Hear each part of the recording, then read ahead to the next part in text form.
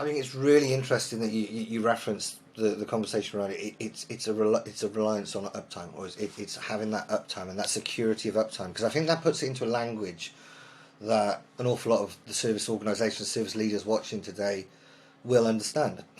Excuse me, frog in my throat. Because obviously, as an industry across various different aspects, we've seen a move towards uptime guarantees, servitization coming increasingly into the conversation. So it's putting it into that language. Well, if we're guaranteeing uptime to our customers' assets, well, surely we should expect it for our engineers and the devices we empower them with. So I think that's a really important thing. The other thing that came to my mind was you talk about the hourly cost. Yeah, the old adage in field service that has been in place back since I was a QSM many years ago when I didn't have grey hair and bits and pieces.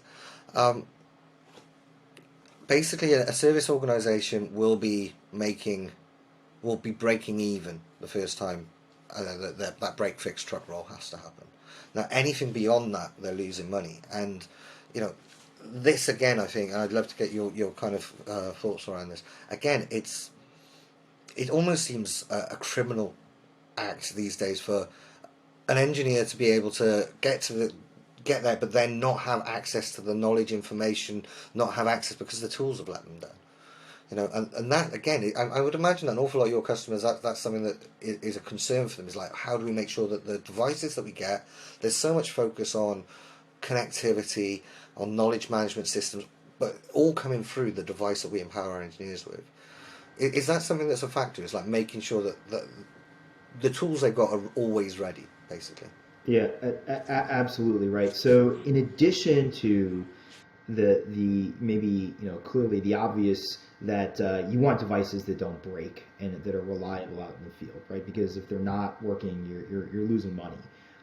But it's also some of the features these devices have, which help field workers be able to work faster and more efficiently.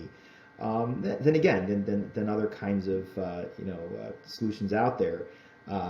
For example, devices that have barcode readers or RFID so that you can quickly identify parts and components or where you are and pull up all the information about the site that you're at and the individual components or assets of that site as you mentioned by pulling it up quickly on your device and having that ability to do it.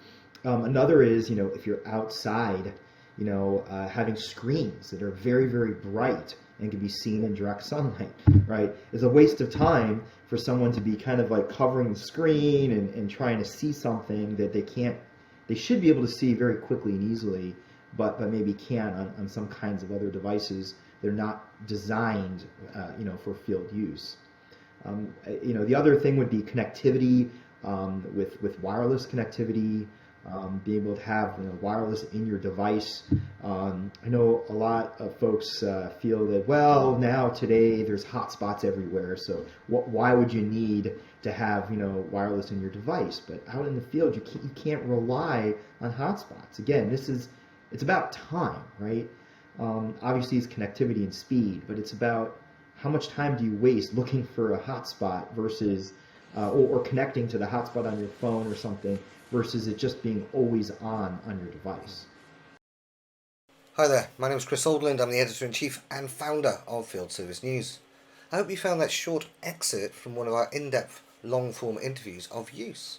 If you did, then why not have a look at an FSM Pro membership? This will give you access to over 70 hours plus of in-depth, long-form interviews where you can access the full interview. You also get access to the world's leading resource library dedicated specifically to the field service management sector. Over 130 resources that cover key areas such as digital transformation in field service, remote service technology and how that aligns to on-site service delivery, servitization, advanced services. All of these key areas and many more. There are key resources so you can learn from your peers and those that are leading the way in how the field service world is evolving. There's also the new FSN education platform, and we're adding courses there every single month with already a number of masterclass courses that don't just give you knowledge but actually give you the blueprint so you can develop a program within your own organisation and see real world value. You can access all of this content for just £450 a month, or you can access it on a monthly basis at £45 a month. Head over to fieldservicenews.com, subscribe, and find out more.